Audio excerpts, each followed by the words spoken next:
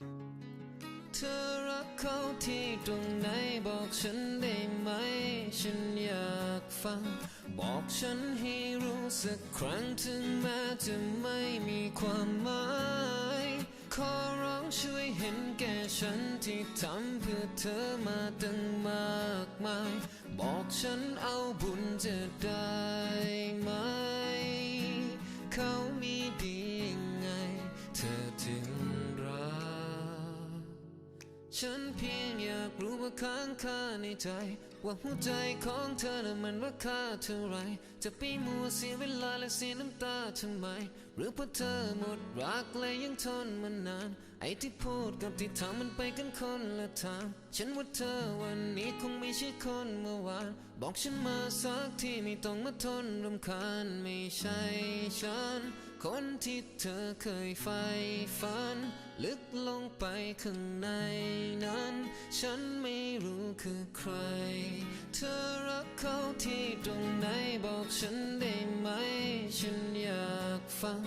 บอกฉันให้รู้สักครั้งถึงแม้จะไม่มีความหมายขอร้องช่วยเห็นแก่ฉันที่ทำเพื่อเธอมาตั้งมากมายบอกฉันเอาบุญจะได้ไหมเขามีดียังไงเธอจึงรัก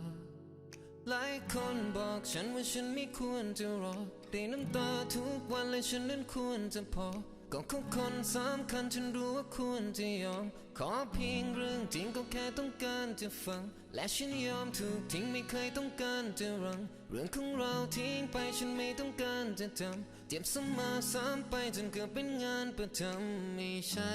ฉันคนที่เธอเคยใฝ่ฝันลึกลงไปข้างในนั้นฉันไม่รู้คือใคร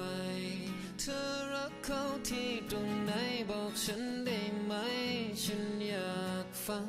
บอกฉันให้รู้สักครั้งถึงแม้จะไม่มีความหมา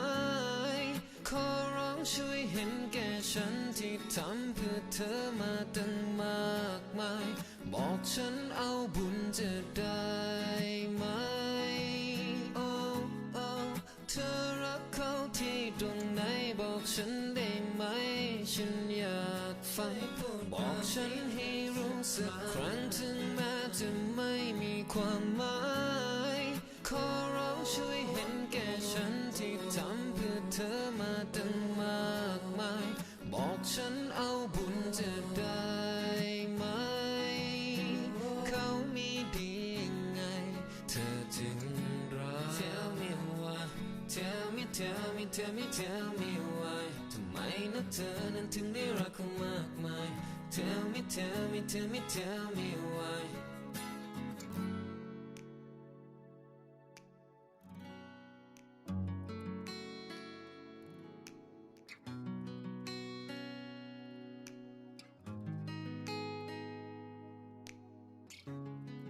เธอรักเขาที่ตรงไหนบอกฉันได้ไหม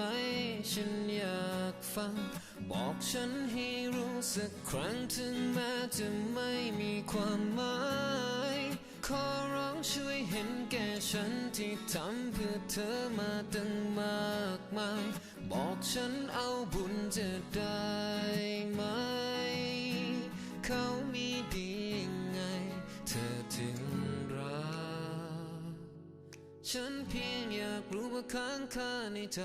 ว่าหัวใจของเธอน่ะมันราคาเท่าไรจะไปมัวเสียเวลาและเสียน้ำตาทำไม